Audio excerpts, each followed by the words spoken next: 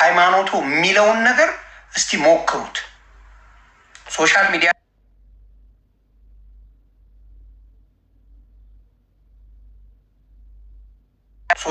ሆነ ለምታሳዩ ከዋሸው ጠይቁ። ከዋሸው ሙልጭ አድርጋችሁ ንገሩ። ሶሻል ሚዲያ ላይ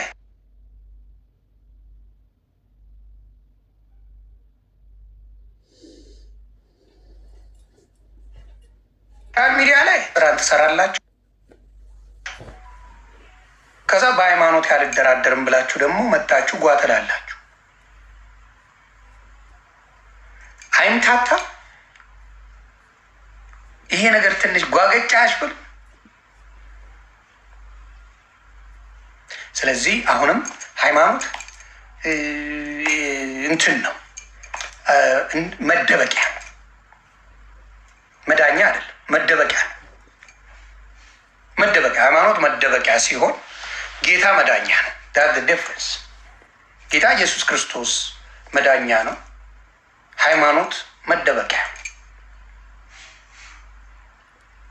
እና በሃይማኖት ተደብቀው ሶሻል ሚዲያ ላይ በተለይ በአጸያፊ ንግግር ዋንጫ የበላው ይቅርታ አድርጉልኝ የኦርቶዶክስ ወንድምና እህቶች ነን። እኔ ነበርኩ። በአጸያፊ ንግግር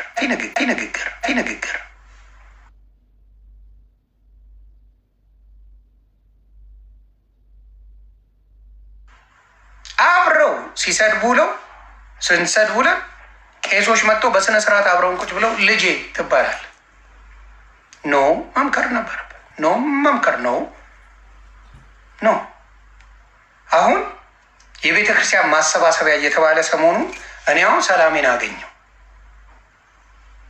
ሰሞኑን አሁን ሽቀላ ሊጧጧፍ ቤተ ክርስቲያን ማሰሪያ እየተባለ ሰዎቹ በዓለም ነው ያሉት። ለገንዘብ ግን ትፈልጋለህ። እኔን እግዚአብሔር በሚያውቀው ስንት ቄስ እንደሚያስጨንቀኝ እኔና መድኃኔዓለም ነን የምታናውቀው። ይህን ቤተ ክርስቲያን አሰራ ለምንልን፣ ይሄን ለምንልን በቃ እስስቴ መተንፈሻ አሳጥተው ነበር። መተንፈሻ ነው ማውራቸው። አሁን ሰላሜን አገኘው። አንድ ጴንጤ ይህን አሰራልኝ አይለኝም። አንድ ጴንጤ ነው ማውራ። እኔ ከዳንኩለት በቂ። አንድ ፕሮቴስታንት ይህን አሰራልኝ የሚል አታመጣም።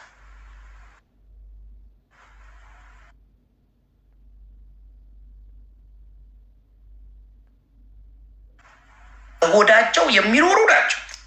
በቃ አሁን ግቡ፣ በቅርቡ ታያላችሁ። ቤተክርስቲያን ማሰሪያ ተብሎ ገንዘብ ሲዋጣ ታያለ። ዓለማዊ ናቸው ሙሉዎቹ። ስራቸው ዘፈን፣ የሚፖስቱት ሙሉ ዘፈን፣ ግን ለሽቀላ ይፈልጋል። ምንም ትርጉም የለሽ ሃይማኖት፣ ትርጉም የሌለው ነገር ሃይማኖት መደበቂያ። ሰሞኑን ታያላችሁ። አሁን የኡራኤል ቤተክርስቲያን ገንዘብ ማሰባሰቢያ ተብለው የሚገቡበትን ቤት ታዩታላችሁ። ዓለማዊ ቤቶች ክርስትና አይጠይቅም። ዘፈን ምን ችግር አለው? ዘፈን ጭፈራ ምን ችግር አለው?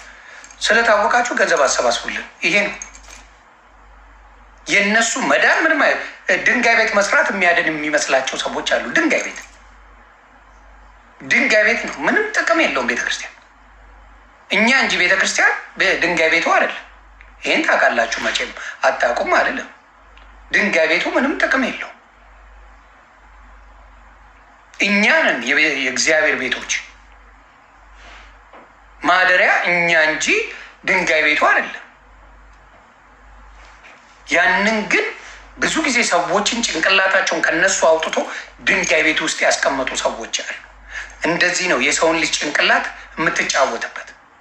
የቤተ ክርስቲያን ማደሪያ አንተ ሆነ እያለ አንተ እንጂ ድንጋዩ ገነት ይገባል እንዴ? ድንጋይ ቤቱ ገነት ይገባል? ንገረኝ። ምንም ያገናኘ አንተ ነህ። እግዚአብሔር አምላክ የሚጠይቀው እኔና አንተን፣ እኔና አንቺን ነው እንጂ ድንጋይ ቤቱን አይደለም። በጣም አድርገው በጣም ሰውን ተጫውተውበታል። ብዙ ገንዘብ በቤተ ክርስቲያን ስም ተዘርፏል ነው የምልህ። እጥብ አድርገው ይሄን ምዕመናን አራቁተውታል። እኛንም ሳይቀር ራቁታችንን ያስቀሩ ገንዘብ በመዝረፍ አምጡ አምጡ አምጡ አምጡ፣ ገንዘብ አምጡ ብቻ ነው የሚያውቁት። ወንጌል አይሰበክ ምን አይሰበክ፣ ገንዘብ ብቻ አምጣ። ማጠቢያ ነው ይሄ በቤተ ክርስቲያን ስም ገንዘብ ማጠቢያ እንጂ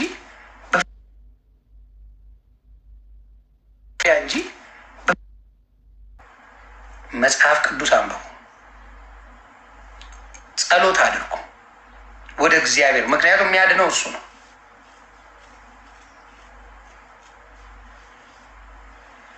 ባርባራ ታድነኛለች ብለህ ብትደፋ ሰማይ ብትወጣ ብትቧጥጥ በአናት ብትተከል በገመዳ ገመድ ብትሄድ የሆነ ቦታ በረከት አገኛለሁ ብለህ ራስ ላይ ሻይ ቡና እያልክ ነው። አባቴ ሰው ነው የሚያጃጅል፣ ቁማር እየተጫወቱብን። ለአንተ ህይወት የታረደው ለአንቺ ህይወት የታረደው ኢየሱስ ብቻ ነው። ኖባዲ ኤልስ። ሄጄ በገመድ ምንም የእንትና በረከት ይደርብኝ የእንትና በረከት ይሆንብኝ ምንም። እሱ ሲጸልይ የነበረው ለራሱ ለመዳን እንጂ ለአንተ አይጸልይልህ። ጸልዮም አያውቅም፣ ተጨንቆልም አያውቅም፣ ከነ መፈጠርም አያውቅም። እና ብዙዎቹን የሚያታሏቸው ብዙዎቹን የሚጫወቱባቸው አያነቡም ብለው ስለሚያስቡ ነው። አያነቡም። ስለዚህ የፈለግነውን ብንጽፍ እንደፈለግን ብንላቸው በአዛኝቷ እያልን ብንጨፈጭፋቸው ገንዘባቸው ምንም ችግር የለው። አንድ ታቦቱን ከ100 በላይ ታቦት እንዲኖር አድርገዋል። ይሄ እንደ ወንጀል መታየት አለበት። ሌላ ዓለም ላይ የለም። በነገራችን ላይ ሌሎች የላቸው ታቦት ይዘው አያወጡ። ታቦት ያለው ኢትዮጵያ ብቻ ነው። በነገራችን ላይ ሌላ ቦታ ያሉ ኦርቶዶክሶች ታቦት የላቸው። ይህን አይነት መንገድ አይከተሉም። የሙሴ ታቦት እግዚአብሔር የሰጠው በሰውና በእግዚአብሔር መካከል ስብሰባ ተደርጎ በሙሴ በኩል የተሰጠ ታቦት አለ። ከዛ ውጭ የሌለውን ታቦት ዋሽተው ቀጥፈው አሁን ሰው ስለሚያነብ ጉድ ሊፈላል፣ ጉድ ሊመጣል። በኢትዮጵያ ላይ በኢትዮጵያ ኦርቶዶክስ ላይ የተጫወቱት ጨዋታ ሕፃን ልጅ አይጫወተው። ሕፃን ልጅ እግዚአብሔር ሕፃን ልጅን እንደዛ አታታለሁ። 7 ዓመት አትስሩ።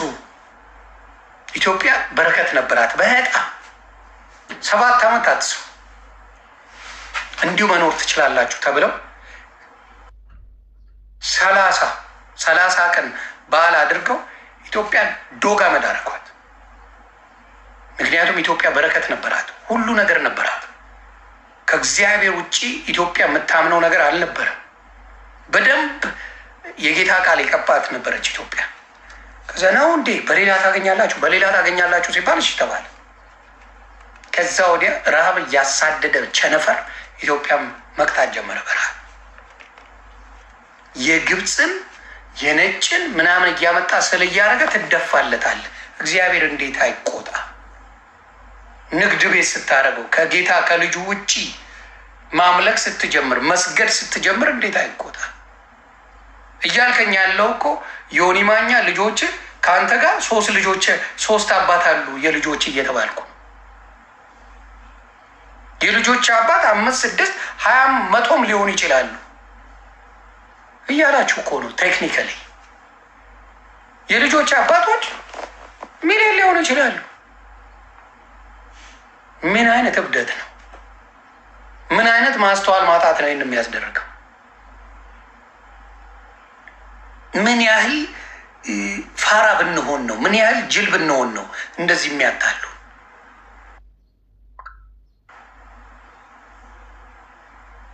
የመዳን መንገዱን ድብልቅልቁን ሲያወጡብህ አሜሪካ ፕሌን ውስጥ ገብተህ ጀርመን ትገባለህ እንዴ? ቪዛ የጠየቀው የምትገባው ትኬቱ የቆረጥከው የአሜሪካ ትኬት ነው ወይ የዱባይ ትኬት ነው ወይ የጀርመን ትኬት ነው ወይ ደግሞ የእስራኤል ትኬት ነው ወይ የሆነ ቦታ ትኬት ነው። ብቻ የዛ ቆርጠ ኖ ኖ ኖ ኖ ኖ በዚህ በኩል ነው የምሄደው ማለት ትችላለህ እንዴ? አንድያ ልጁን ሰጥቶ እግዚአብሔር አምላክ የምወደው ልጅ ይሄ ነው የሚላችሁን ሁሉ በሱ አድርጓል። ሰማይን ከፍቶ ያሳየን አንድ ልጁ ኢየሱስ ክርስቶስ ነው ብሎ መጽሐፍ ቅዱስ በደንብ አድርጎ ያስቀምጣል። እመቤታችን ቅድስት ድንግል ማርያም የሚላችሁን ሁሉ አድርጉ ያለችን እናት ናት። አንተ ምድር ላይ ጻድቅ ናቸው ጻድቅ እንትና እያልክ ከእግዚአብሔር ወጥተህ የሌለ ነገር ስታደርግ ኢትዮጵያ እንዴት ነው በራብ የማታልቀው? እንዴት ነው ጦርነት ቸነፈር የማይጠፋው? እንዴት ነው መጠላላት ዘረኝነት የማይኖረው? እንዴት ነው አለመግባባት የማይፈጠረው? እንዴ በእግዚአብሔር ላይ ተሳልቀሃል እንዴ? አቡነ ተክልዬ ቀዘን ያድነኛል ብለሃል እኮ ምሸም የለ እንደው ለክብራቸው እንኳን አልተጠነቀቅም። ለክብራቸው እንኳን አልተጠነቀቅም። አቡነ ተክለ ሃይማኖት መልካም ስራ ሰርተው አልፈዋል። ቤተክርስቲያንን ጠብቀው ብዙ ጥሩ ነገር ይሰሩታል። ቃዝነው ሞተዋል። ቅዘናቸው ለመዳን ተቆጥሯል ብለህ ጽፈላቸዋል እኮ ምንም ሸም የለ። ክንፍ አውጥተዋል። በክንፋቸው ይበሩ ነበር ብለህ እኮ ጽፈሃል።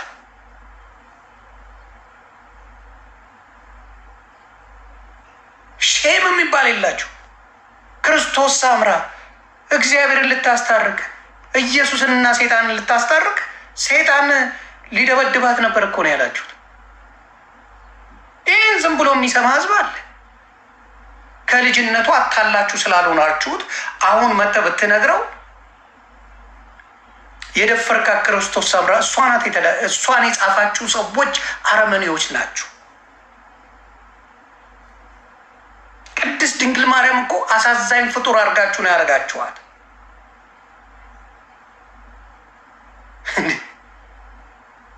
የእግዚአብሔርን ልጅ መውለድ አሳዛኝ ያደርጋል ወይስ ጀግና ያደርጋል? መታደል ያደርጋል? ይህን እንኳን ማስተዋል የተሳናቸው አዛኝቷ እሷ እኮ ከክርስቶስ ጋር ሆነ ነው የምትሰቃየው።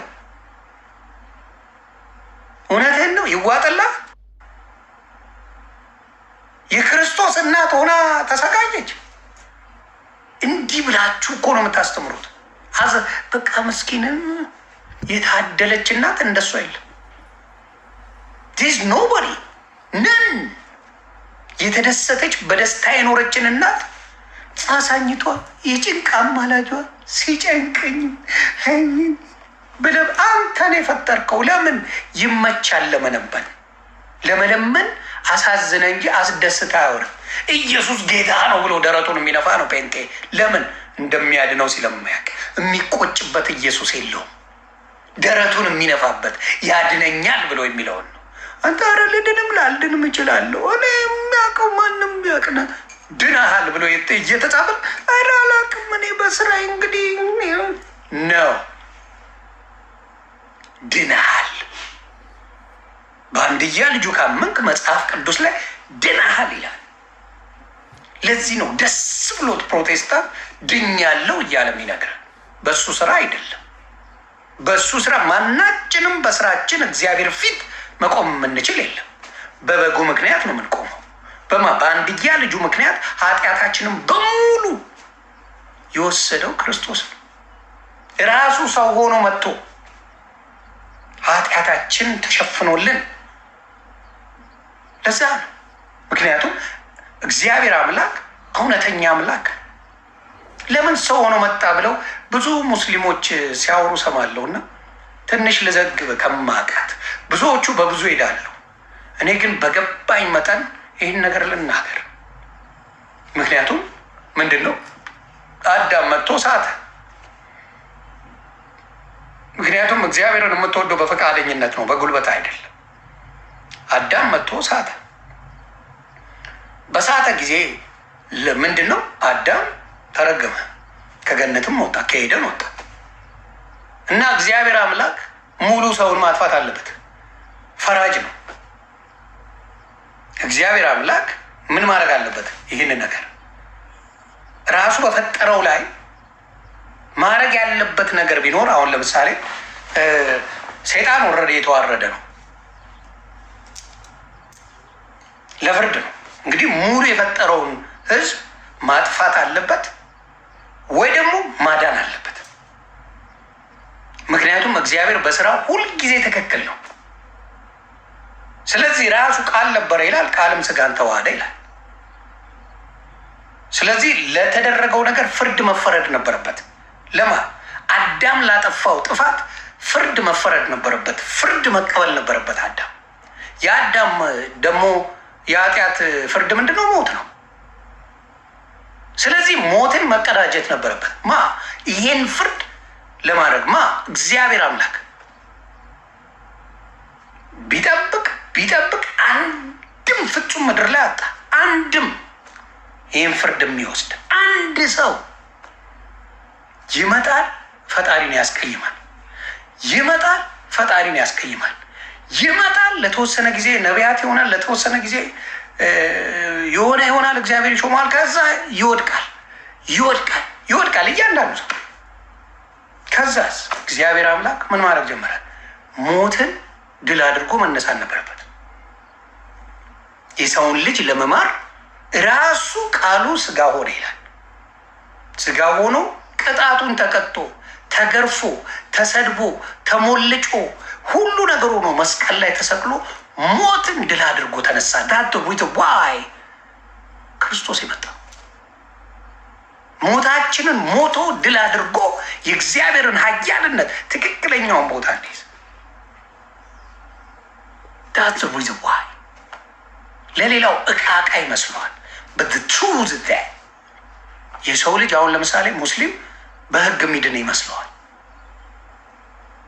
በህግ ቢሆን አንዳችሁ ትድናላችሁ? ሙስሊሞች እቺን መልሱልኝ። እያንዳንዳችሁ የምታውቋቸው የእናንተ ሰዎች በሙሉ ኃጢአተኛ ናቸዋል። ማን ነው በህግ የሚድነው? ሙስሊም ሆኖ በህግ የሚድን አለ? አንድም የለም። በህግ የሚድን ዝ ኖባዲ ነን። በህግ የሚድን የለም። በህግ ስለማይድን ምን ያስፈልጋል? አንድያ ልጁን ሰጥቶ እሱን በማመን እግዚአብሔር ሳይ ከዛ በኋላ የሚያየው ኢየሱስ ክርስቶስን ደም። ምክንያቱም መስዋዕት ይቀርብ ነበር ከዚህ በፊት በመስዋዕት ነው፣ በደም ነው የሚዳነው። በብሉይ ኪዳን ዘመን ታመጣለህ፣ ንጹህ የሆነ በግ ታመጣለህ፣ መሰዊያ ላይ ታቀርባለህ፣ ቆዳው ተገፎ ይቀርባል። እግዚአብሔር መጥቶ ያንን ነገር ምን ያደርገዋል? መሰዊያውን ይቀበላል። በደም ነው። ስለዚህ እኛ የነጻ ነው በክርስቶስ ደም እንደሆነ መጽሐፍ ቅዱስ ይናገራል። በስራ ይድናሉ፣ እጩ ናቸው፣ ንጹህ ናቸው፣ ንጹህ ናት እየተባለ የምትዋሻው ለዛ ነው። ማ ብራዘርስ ኤንድ ሲስተርስ፣ ይሄ መገለጥ ነው አባቴ፣ ዝም ብሎ አይደለም። እግዚአብሔር ለወደደው ይገልጣል። ለሚወደው በሙሉ የሚገልጸው ነገር አለ። እግዚአብሔር አምላክ ይገልጻል። ይህ መገለጥ እንጂ ምንም አንብበህ የምታመጣው ነገር አይደለም። መገለጥ ላይ አብሮት የተሰቀለው አንደኛው ተገለጠለት፣ አንደኛው ጠፋበት። መገለጥ ነው። ምንም ዱርዬ ነበረ፣ ሰው በላ ነበረ፣ ፈካች ነበረ፣ ገዳጅ ነበረ፣ አብሮት ተሰቅሎ አንደኛው ምን አለ? ትቢቱ አልበረደለትም ዱርዬ ስለሆነ። አንደኛው ፍንዳታ ነው፣ አንደኛው ሰላማዊ ነው። ዱርዬ ስለሆነ ምን አለ? አቦ አንተንና እኛንም አንተንም ራስንም አድን አለ። ያኛው ደግሞ ምን አለ? እግዚአብሔርን እንኳን አትፈራም ማለት መጀመሪያ የጥበብ መጀመሪያ እግዚአብሔርን መፍራት ነው። አየህ፣ የተገለጠለት ያ ሰው ነው። ምንም እንደዚህ የሚል ሰው አይደለም። በስራው ነው ሊሰቀል በደሉን ተናገረ። በደለኛ ነኝ፣ ቆሽሻለሁ፣ ኃጢአተኛ ነኝ።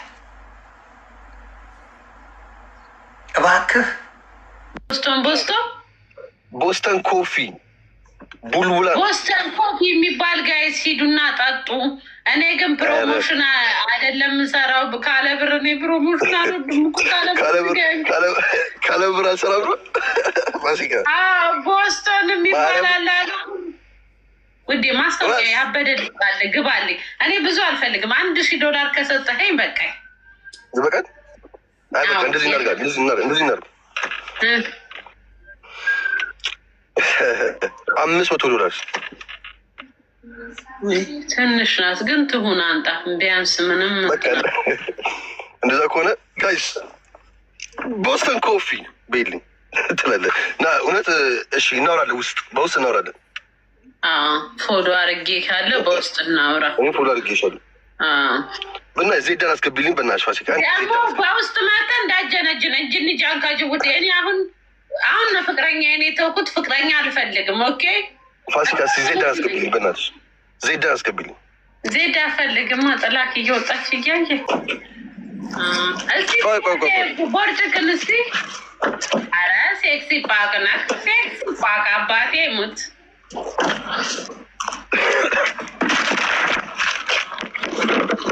ቆይ ኧረ ቦርጭ የለውም። ዋው! ኧረ ያበደ ነው። እኔ ቦርጫ መስለኝ ነበር እኮ። ኧረ ቦርጫም አለው ጋይስ እናላችኋለሁ።